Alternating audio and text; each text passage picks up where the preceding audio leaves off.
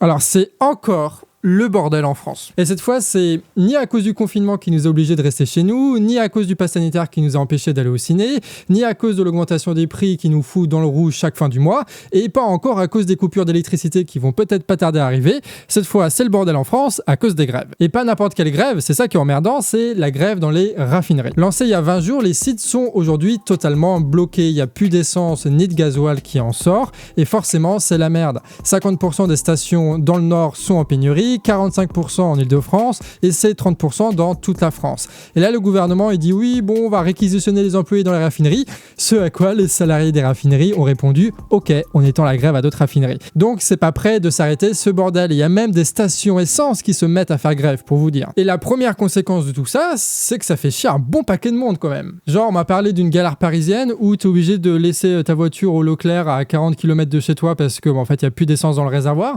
Donc, tu te retrouves dans le RER avec un bidon pour essayer de choper 5 litres dans une station essence qui est à 2 heures de RER, puis à 1 heure de marche, il faut encore attendre 30 à 1 heure pour choper de l'essence dans la station-service. Tout ça, évidemment, tout en continuant de bosser à côté, sinon c'est pas drôle. Parce que ouais, forcément, chacun anticipe, on a tous besoin d'essence, donc on doit aller aux stations, faire le stock, sauf que personne n'a les moyens de faire le plein, ou alors les stations, elles rationnent. Du coup, on se retrouve face à une queue de malades avec des pélos qui prennent juste 20 balles d'essence, histoire de faire 2 allers-retours maison-boulot, en attendant sagement pendant que ça se bastonne dans les pompes. Sauf que il faut emmener les gamins faire les matchs de foot à 50 bornes et faire les courses avec les prix qui ont augmenté de 15% là. Donc t'es reparti le lendemain en attendant comme un con à la station essence pour te faire pigeonner par Total en te disant que bon, vaut mieux bouffer des agios que ne rien bouffer du tout. Et t'as d'autres gens qui sont particulièrement dans la merde, genre les routiers, si vous êtes en intérim ou si vous gérez une boîte de routiers, en fait, si vous avez plus d'essence, en fait, vous avez plus de chiffre d'affaires. Si t'es artisan et que t'as besoin de faire des allers-retours, t'es dans la merde aussi. Si t'es commerçant et t'es un peu excentré de la ville, t'es dans la merde aussi. Donc ça, plus les problèmes qu'on avait déjà dans notre vie, ça commence à faire beaucoup. Surtout que là, c'est l'hiver, donc on est tous un peu en carence, donc on pète tous des câbles de base.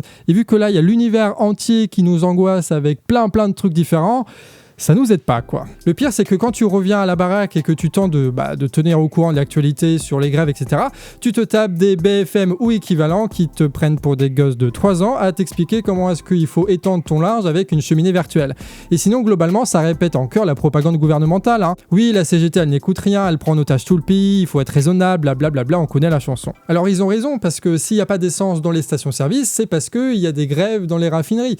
Sauf que contrairement aux journaleux des plateaux télé, nous, sous nos cheveux, on a un cerveau, et avec ça, on arrive à réfléchir. On arrive surtout à se souvenir quelle était la situation il y a un mois. Ouais, parce qu'il y a un mois, il n'y avait pas de grève, sauf qu'il y avait déjà une augmentation des prix de l'électricité, de la bouffe, du carburant, du fuel, des matières premières, des loyers. On était déjà en train de subir le chômage, les mois à découvert et la malbouffe faute de mieux. On se prenait déjà dans la gueule les hôpitaux détruits, les écoles abandonnées, les services publics qu'on déménageait loin des villes. On était déjà en train de stresser dans un taf de merde ou à angoisser avec l'arrivée de l'hiver et des factures. Et la Macronie était déjà là pour préparer la réforme retraite pour nous faire trimer jusqu'à 65 ans, pour nous sucrer le chômage et tout ça tout en se foutant de nos gueules. Autant de galères qui cassent nos familles, qui nous mettent dans la merde, qui brisent nos amours, qui sapent nos amitiés et qui nous fatiguent encore et encore. Alors on a toujours réussi à trouver des solutions, je dis pas, mais clairement, on n'a pas attendu la CGT pour se faire emmerder. Alors désolé, mais moi je suis pas naïf quand j'entends les médias qui se foutaient totalement de notre situation il y a un mois, qui nous insultaient en 2018 lorsqu'on bloquait les ronds-points et qui jouent aujourd'hui les grands défenseurs du peuple. Faut pas nous prendre pour des cons, on n'est pas des putains de poinçons rouges, on se souvient de ce qui se passe quand même. Alors oui, la grève, ça nous met dans une galère, mais c'était déjà la galère avant. Donc disons les vrais termes, ça fait des années qu'on manque de fric, que la Macronie et la petite oligarchie financière tirent sur la corde encore et encore en espérant qu'on ne se révolte pas. Et oui, il faut pas avoir fait Sciences Po pour remarquer que tout le pognon qui nous manque pour vivre dignement, pour que nos proches soient soignés correctement, pour que nos gamins soient éduqués, il n'a pas disparu le pognon. On le retrouve dans les bénéfices records des multinationales françaises qui n'ont jamais autant amassé de fric, qui n'ont jamais autant filé de dividendes aux actionnaires et aux fonds de pension. On le retrouve ce fric dans le patrimoine des plus grandes fortunes de France qui ont été multipliées par 3 lors de la mandature de Macron.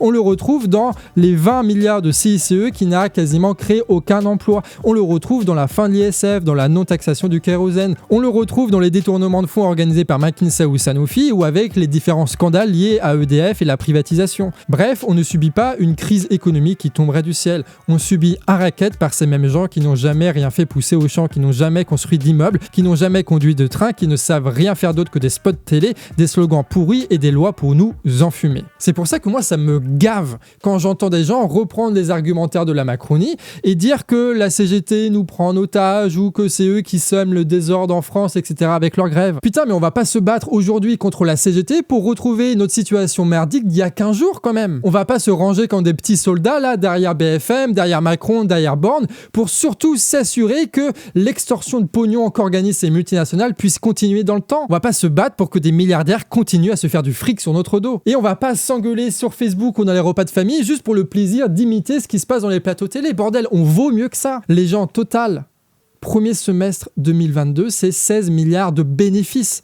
Le 440 en 2021, c'est 70 milliards de dividendes. Avec ce pognon-là, on a de quoi financer pendant 15 ans la cantine gratuite aux mômes. Et pendant ce temps, je vous rappelle que Macron il est en train de préparer une loi sur la retraite pour nous faire trimer jusqu'à 65 ans, juste pour nous faire économiser 10 milliards. Alors qu'avec tout ce pognon, sans compter l'évasion fiscale, on a largement de quoi financer la retraite à 60 ans. Et il y en a vraiment qui demandent rien d'autre que un retour à la normale pour qu'on puisse continuer à aller aux stations-service, mettre plein de pétrole là dans nos putains de bagnoles, tout ça pour que des milliardaires se fassent encore plus de milliards. Il y a des responsables de cette situation et je parle pas juste des pénuries d'essence, d'accord ? Là on parle du fait que depuis 10 ans, depuis 20 ans, depuis 30 ans, on se fait plumer. On connaît ces responsables et il faut les pointer du doigt et pas se laisser divertir par des petits drapeaux comme ça agités par BFM TV. Sinon, on n'y arrivera jamais. En fait, il faut bien se rendre compte de ce qui est en train de se passer.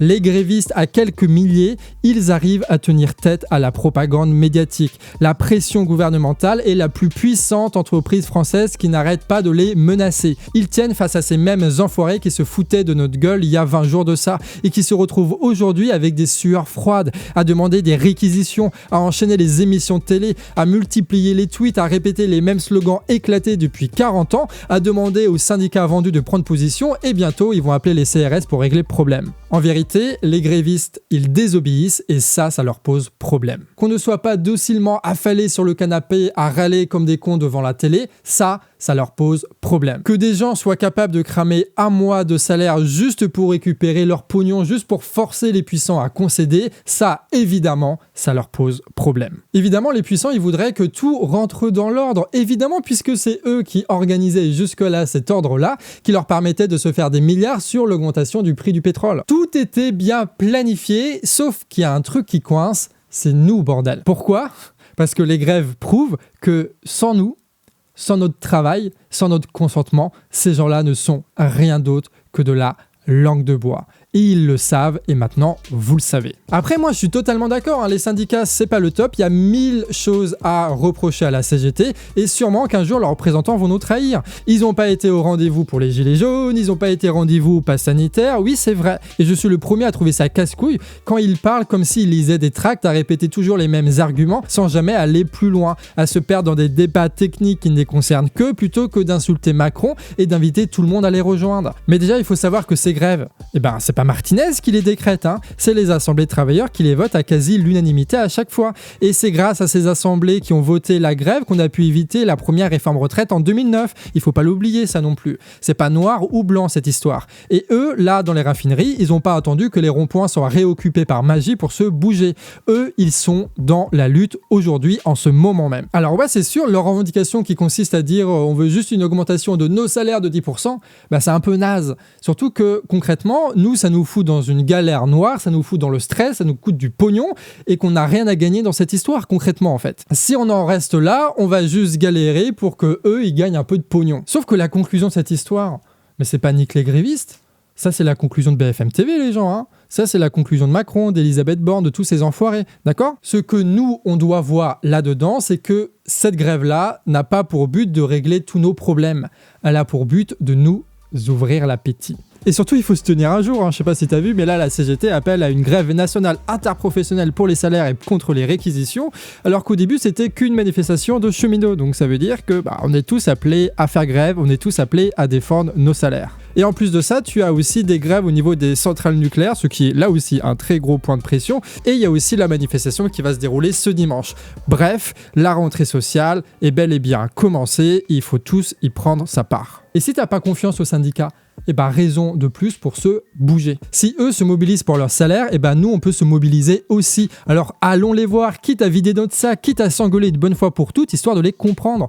Disons-leur, on a besoin de vous les grévistes dans les raffineries pour dégager Macron et ses potes financiers. On a besoin de vous pour reprendre l'argent des multinationales, pour remettre sur pattes l'hôpital, l'école et organiser la société d'une façon démocratique avec un RIC, histoire de dégager chaque élu corrompu et de voter nous-mêmes nos lois. Imitons-les et mettons-nous en action. Commençons sérieusement à parler politique autour de nous, à nous organiser comme en 2018 avec des blocages, des manifestations, des occupations. Si nous, on commence à débattre, à se rencontrer, à apprendre hors de toute propagande médiatique des milliardaires et du gouvernement, là, il y a moyen qu'on passe d'une grève corporatiste à un mouvement populaire qui arrivera à revendiquer des choses encore plus fortes. Et si on a ce mouvement populaire-là qui existe et qui est en action, qu'importe ce que dira Macron, qu'importe ce que dira Martinez, on décidera de nos revendications et on décidera d'aller jusqu'au bout. Et bien sûr, les Bourges et Macron, ils vont pas se laisser faire, on est d'accord. Et alors ? Qu'ils la fassent, la dissolution de l'Assemblée nationale, qu'ils les essaient, leur réquisition, qu'ils les envoient, leurs putains de flics, et après quoi ? Il leur restera plus rien à ces bureaucrates. Et nous, on fera toutes les grèves possibles, toutes les manifestations possibles, tous les blocages possibles, toutes les désobéissances possibles et toutes les conversations au bar possibles. Et on verra qui sera à genoux le premier. On verra qui est vraiment indispensable à cette société-là. Les grévistes viennent nous rappeler que dans ce pays, nous n'avons jamais été dociles et c'est pas maintenant que ça va changer. Il nous reste un honneur, une dignité et une volonté de vie que personne, et surtout pas les puissants, ne peuvent nous prendre. Et peut-être qu'à trop vouloir nous étouffer, ça va leur exploser dans les mains.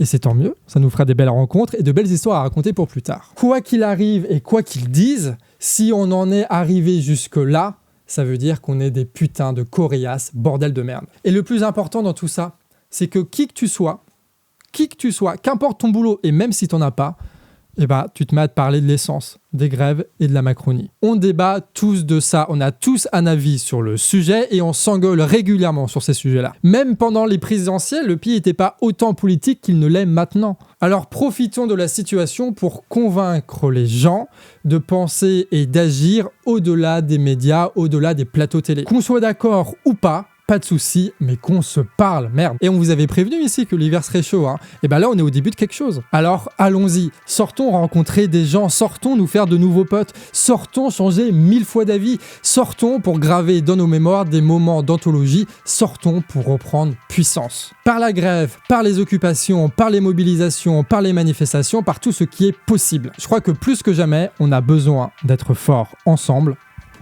Alors soyons forts ensemble.